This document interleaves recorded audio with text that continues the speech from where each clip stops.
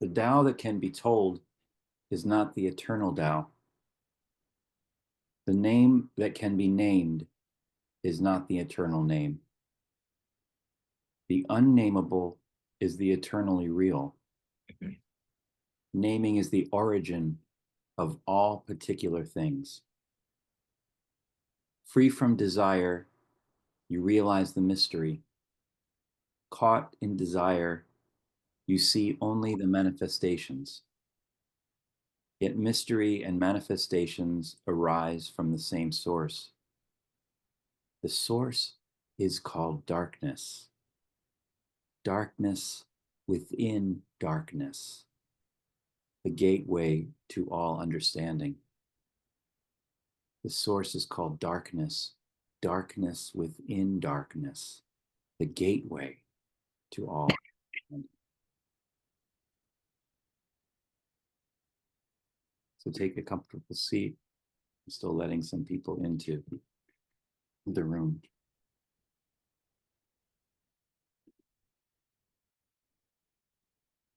Your feet flat, your knees at a right angle, and your hands face up on your lap. That's comfortable in that posture of receiving.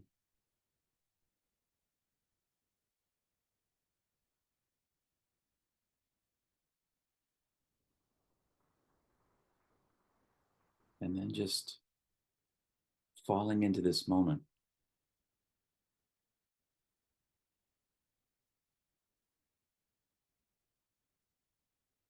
Softening around the eyes, the forehead, the top of your head, that tender part of the crown where the fontanelle was.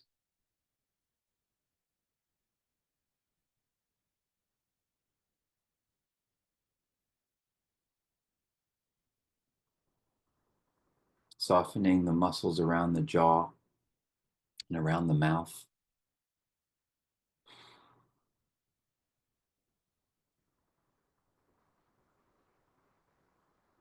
And then just lengthening the back ever so slightly.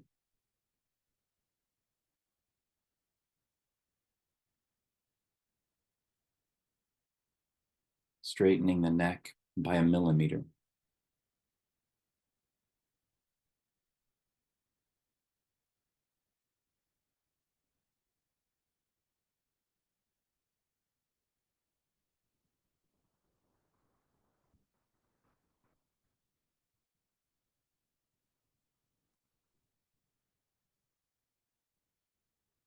And then down into that region of the heart.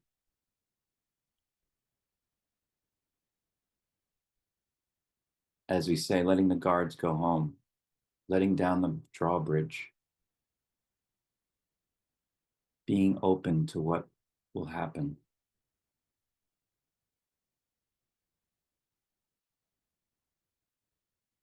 Being open to what will come.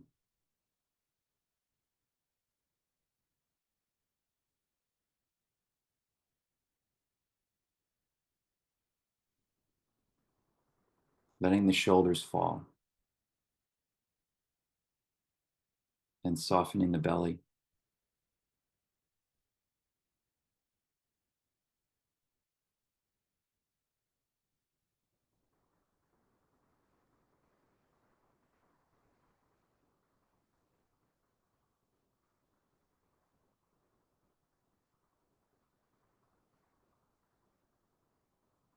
And then just deepening the breath to 4 counts in, a little pause at the top.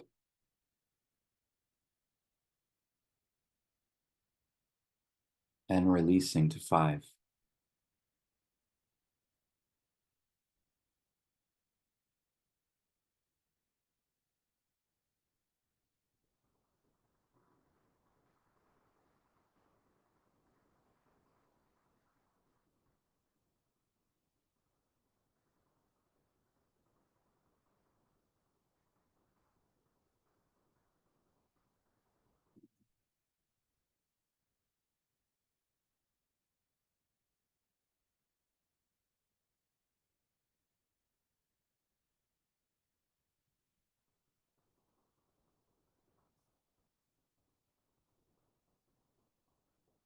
Just one more deep breath.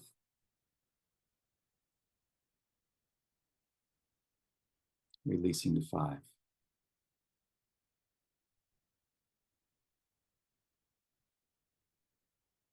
And then letting the shoulders fall again.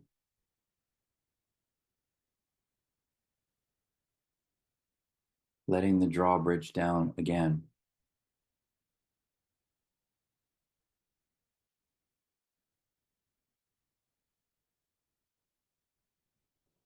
And you might feel you're in it.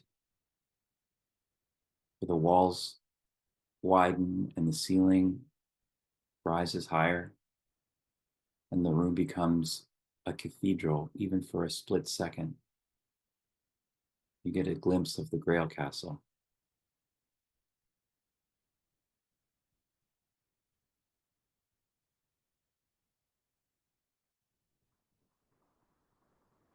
Kabir says, I got a glimpse of it and I became a servant for life.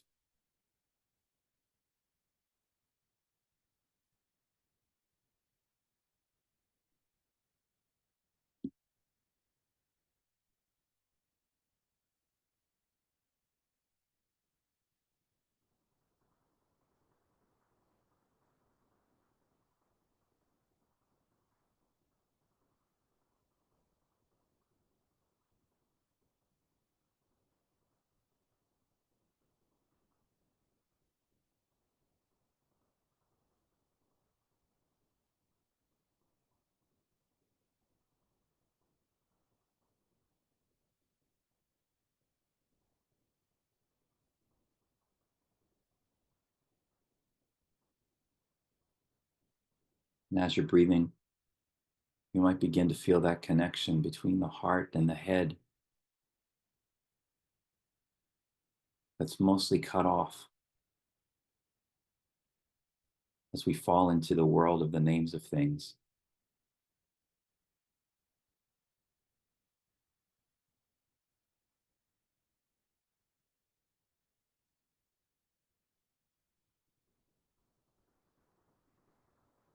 But we give ourselves this permission to make contact again. So it becomes one organ. The head, heart, the chitta.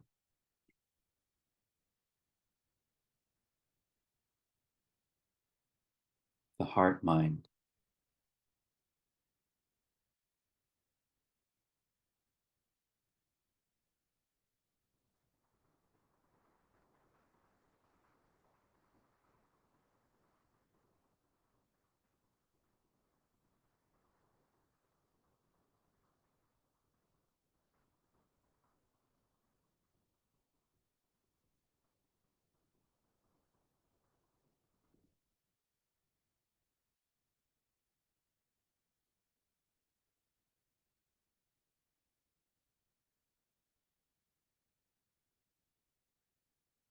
We make decisions from that center, and we can't go wrong. We see the world for what it is before we name it.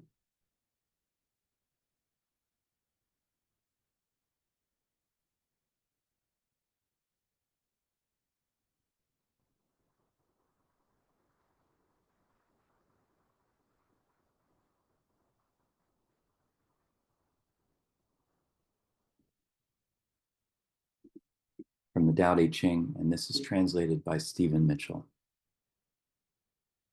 The Tao that can be told is not the eternal Tao. The name that can be named is not the eternal name. The unnameable is the eternally real. Naming is the origin of all particular things. Free from desire, you realize the mystery. Caught in desire, you only see the manifestations. Yet mystery and manifestations arise from the same source. This source is called darkness. Darkness within darkness. the gateway to all understanding.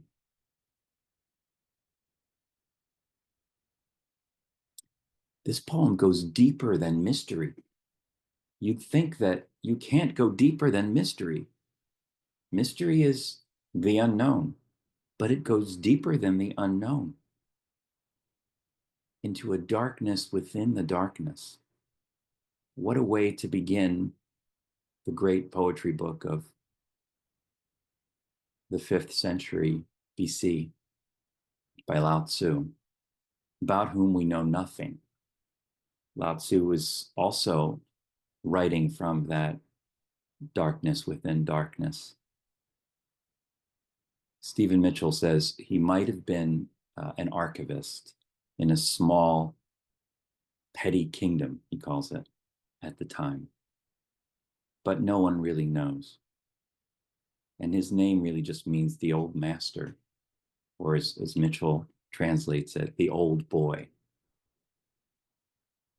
So we know nothing about this voice, which seems to come out of the source of human wisdom itself.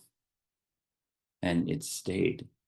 And it's still strange. What makes it still so great is that it's still strange. We're still not used to what it's trying to communicate to us. And maybe we get a glimpse of the Grail Castle and we become a servant for life. But this poem, this first poem, has to do with naming and unnaming. It has to do with that source beneath knowledge and mystery. And in the way that the Bhakti path asks you to become so devoted to loving that you become love itself, the Tao Te Ching would ask you to become so devoted to the nature of things, to seeing the harmony underneath the crashing waves on the surface of things, that you become nature, that what you have to teach the world is simply what you've become, without saying a word, without calling it anything, without naming it. And I know from my years of practicing poetry, and there are so many poets here who have practiced much longer than I have, and I've been at it for 30 years, that poets learn this on their own, that they practice the Tao, sometimes without knowing it. And many of us have heard Gregory Orr speak on poetry, that there are 4 qualities of a good poem: imagining, creating images, singing, saying things, and the 4th quality, he says, is naming things. The poets love the sounds of words. They love the names of things. And it's true, I do too. I love to throw a strange word into my poem and it lights it up like a spotlight from inside. But I would say very respectfully to Gregor, who I love, that there's a 5th thing that poets do, and it is to unname things. That they use language to unlanguage the world, to untangle things from our assumptions about them. We're using names to unname in the best poetry. When I talk about how we become nature and our teaching is merely who we are and not what we say, this comes from a teaching by Thich Nhat Hanh. He's talking about the difference between image teaching and substance teaching. He's in a passage from the heart of the Buddhist teaching. He says, as long as the tree is behind you, you can only see the shadow. If you want to touch the reality, you have to turn around. He's talking about going into that darkness beneath the darkness. An image or a name for something is the shadow of the tree. It's a translation, really, of a translation. It's already twice removed from the thing it's trying to describe. Pablo Neruda says, if you want to prove that, try to describe silence, because the minute that you open your mouth, you've ruined the thing that you're trying to evoke. So a name is a shadow. Sometimes it's a very crisp shadow, and we can get a very good sense, oh, that's a person, or that's a tree, or that's a mountain. And they're very useful. Of course, we've become what we've become because we're very good at naming things. But if we turn around and we look at the source, then we're in the world of substance teaching. He says image teaching uses words and images. Substance teaching communicates by the way you live. When I was first teaching, I was putting a lot of pressure on myself because I wanted to have a lot of information to offer the students. I thought I was unsuccessful if they asked me a question and I didn't know the answer. And I felt that my teaching really was that information. But now, years later, when those students, some of them, still get in touch, I realized that it was who I was in the classroom, if anything, that they remember, and not at all what I said. In fact, when they quote me back to myself, I'm sure I never said those things. They heard something else. But what they saw was truly who I was. And if they're still thinking about it, it's because something went right in that realm that day. I think that that's the essence of the teaching of the first poem of the Tao, because a name cuts off and it seeks to limit. It says, you are this and not that. It's very Aristotelian. If I name something, I say it's this, and the undercurrent of saying it's this is also saying it's not that. So part of our job is to metaphorize and to bring things together to say it's this and it's that at the same time. How do we look at things without their name? How do we look past the particular, as the poem says, into the eternally real? So that's what I want to do in the second half of the meditation.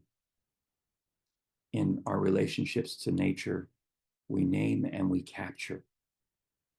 The dark side of science is that it uses its power to name and to categorize as a way of harnessing nature, and we see the result of that.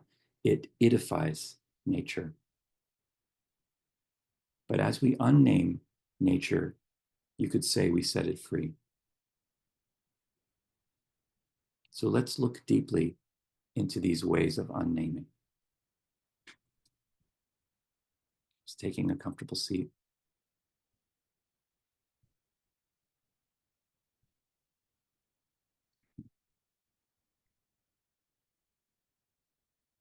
Getting back into that relaxed position with your neck slightly straightened by a millimeter. Your back, your shoulders soften.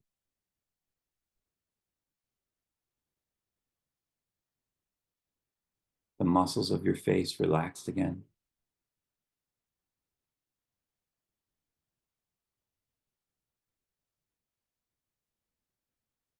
Your ears open, your inner eyes open, your heart open. The energetic fontanelle, the top of your head open.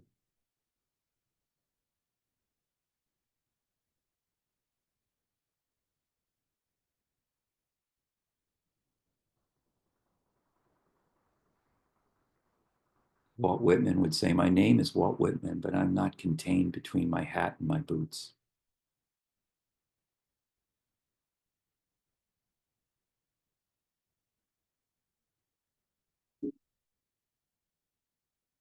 Now just consider a way you've relied on names to protect yourself or to defend your interest. Us, them.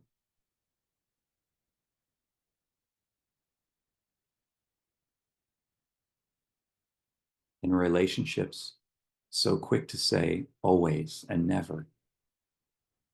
You always do this, you never do that. how we diagnose each other,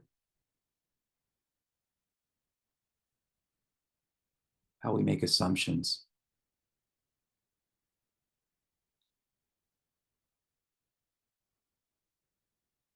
how we take things personally.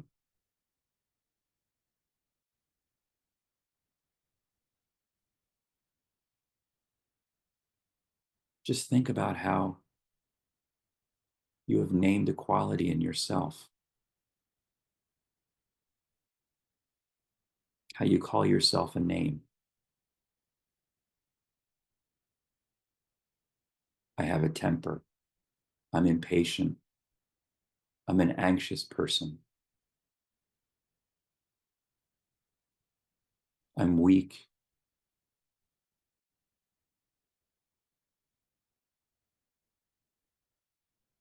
And just suspend your judgment for 2 breaths. Sit in that posture of negative capability without any irritating grasping toward logic or reason.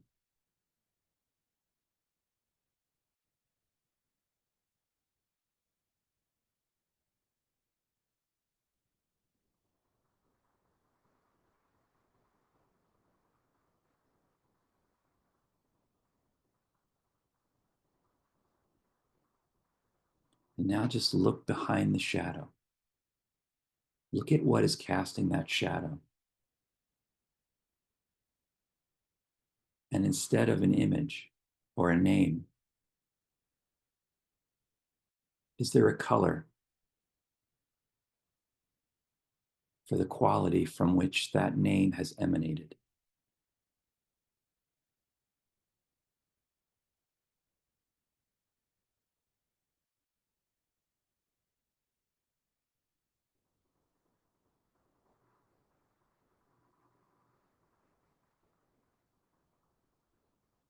What is the darkness behind the darkness? What's trying very hard, in Mary's words, what's trying very hard not to die?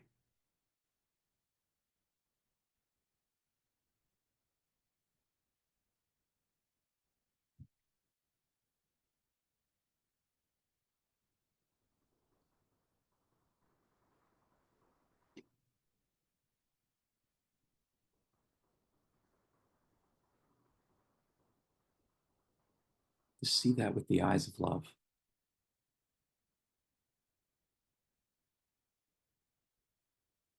I call myself so many names. I just want to take that child who's receiving them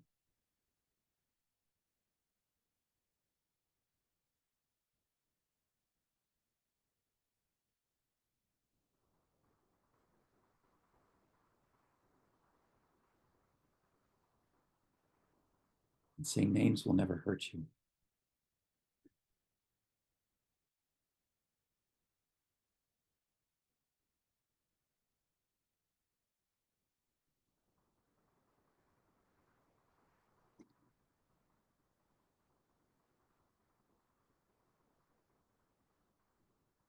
Here's Thich Nhat Hanh on his poem, Please Call Me by My True Names.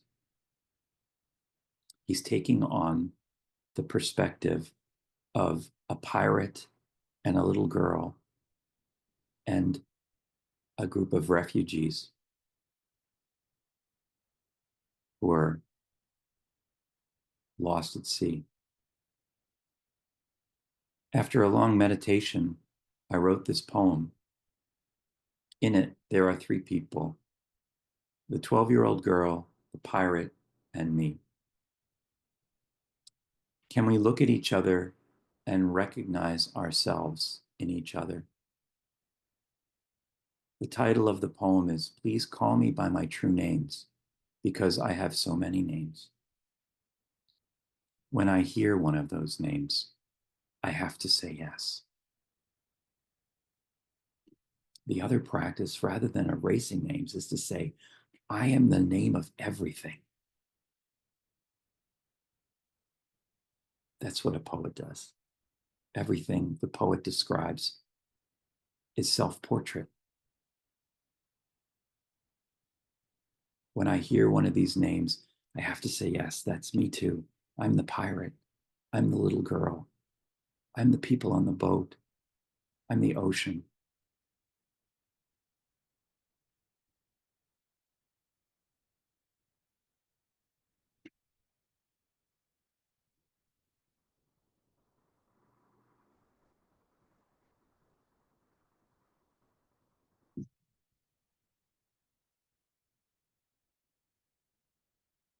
Yogananda calls that source behind the shadow, the darkless dark and the lightless light.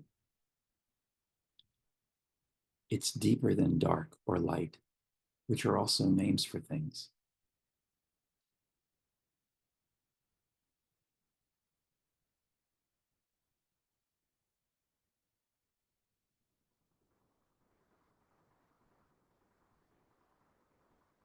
Just step into that energy cloud.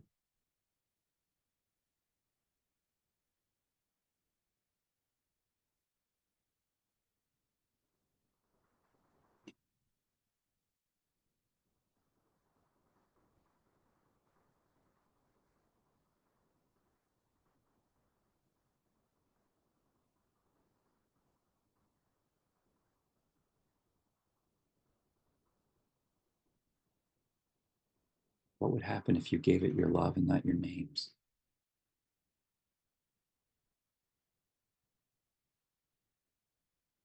This is from The Cloud of Unknowing from the 14th century, written also by an unknown poet of the highest order, a Carthusian priest.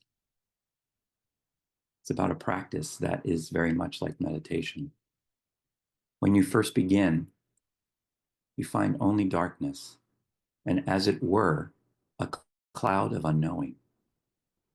You don't know what this means, except that in your will, you feel a simple, steadfast intention reaching out toward God. Do what you will, and this darkness and this cloud remain between you and God. Reconcile yourself to wait in this darkness as long as is necessary, but still go on longing after him who you love. It's this place between the unnameable, the monarch who you wouldn't dare call by their first name, and you just bow to it.